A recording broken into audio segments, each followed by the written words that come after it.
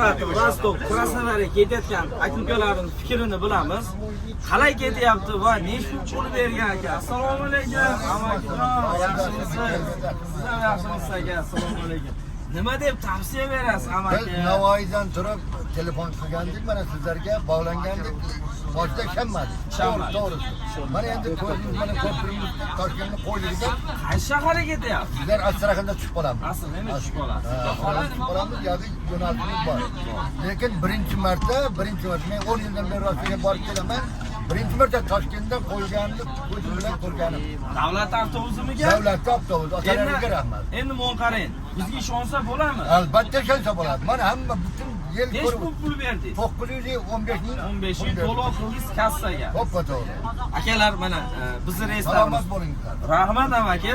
Toshkent, Volgograd, Toshkent, Saratov, Rostov, Krasnodarga kelganinglardan keyin Sochi, Mariupol, Gelenjik, Novorossiysk yo'nalishlariga biz o'zimiz sizlarga yordam beramiz.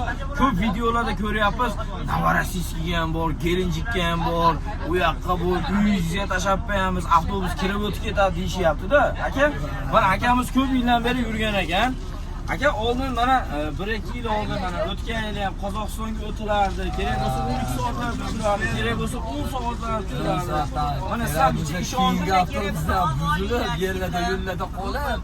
Xudo xolasa mana endi mana ishga ishonch bo'lmadi. Endi mana siz ham gapirsangiz, biz mana bizga ishonadi-da odamlar, aka.